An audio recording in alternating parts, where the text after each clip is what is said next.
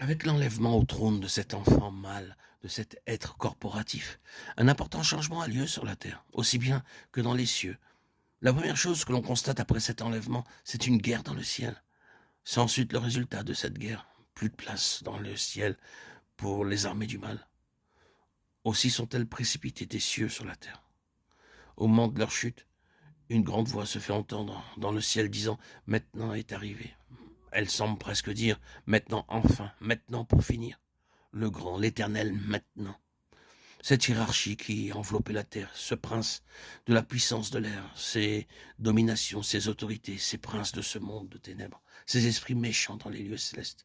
Maintenant, enfin, les voilà précipités. Maintenant est arrivé le salut de notre Dieu, et sa puissance et son règne, et l'autorité de son Christ. Je m'arrête pour noter le sens distinctif des mots. Maintenant est arrivé le salut de notre Dieu. Le salut de notre Dieu est arrivé maintenant. Réfléchissez un peu à tout ce que nous venons de dire et vous verrez jusqu'où cela va vous conduire.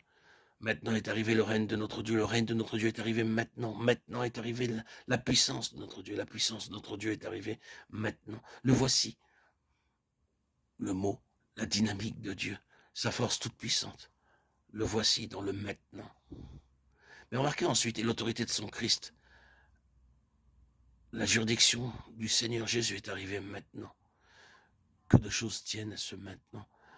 Vous pesez ces phrases une à une et vous vous rendez compte que l'enlèvement de l'enfant mâle coïncide avec l'avènement du salut, de la puissance et du règne de notre Dieu et de la juridiction de son Christ. Quel final! Il faut plus de temps que nous en avons maintenant pour mesurer toute cette gloire.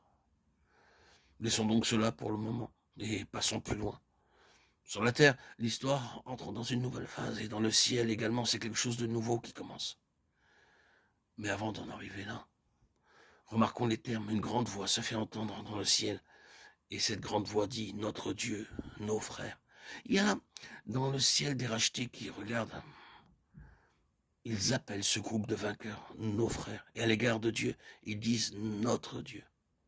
Ils étaient là avant les autres et ils ont suivi avec intérêt cette bataille dernière dans laquelle les vainqueurs étaient engagés.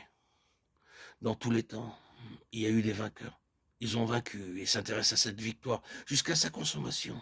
Aussi disent-ils, notre Dieu, nos frères, qui accusait nos frères.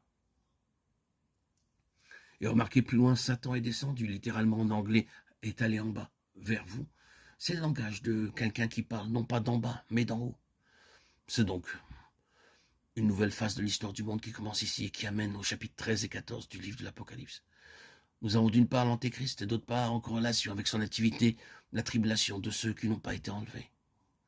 Dans les 7 lettres aux églises d'Asie, la discrimination est faite entre ceux qui vainquent et ceux qui ne vainquent pas.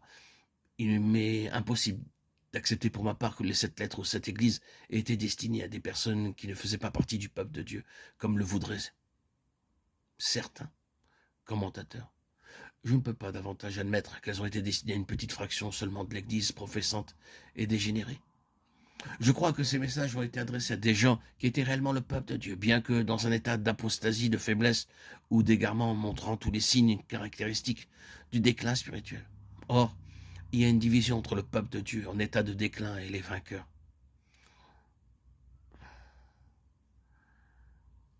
Ils reçurent de très précieux encouragements. Ainsi, il est écrit de l'église de Philadelphie. Une heure de grande épreuve allait venir sur le monde entier pour éprouver tous les habitants de la terre. Les uns pourraient être victorieux dans l'épreuve, mais ceux qui avaient gardé la parole de sa persévérance seraient gardés de l'épreuve. Elle allait venir sur le monde entier, mais ceux-là, où sont-ils? Ils s'en sont allés déjà. Telle est la situation. La grande tribulation atteint les croyants, excepté les vainqueurs. Il y aura ceux qui seront gardés de la tribulation, mais il y aura ceux qui, ayant été laissés, seront enlevés du milieu de la tribulation. Ceux qui viennent de la grande tribulation dans laquelle ils ont lavé leurs robes qui avaient été souillées au contact du monde. Nous voyons donc ce que Dieu a en vue, ce qui est dans sa pensée. Nous voyons que le temps de la fin va être marqué par cet événement central, la constitution, derrière la scène, d'un groupe spécial, d'une phalange de vainqueurs. C'est à la suite d'un intense labeur spirituel que se formera ce groupe de vainqueurs que Dieu veut mettre à part. En se réservant ce corps d'élite et en l'enlevant auprès de lui, Dieu s'apprête à réaliser son dessein initial, sa pensée originelle. Et les changements qui vont survenir et dans les cieux et sur la terre sont tous en rapport avec cet événement-là.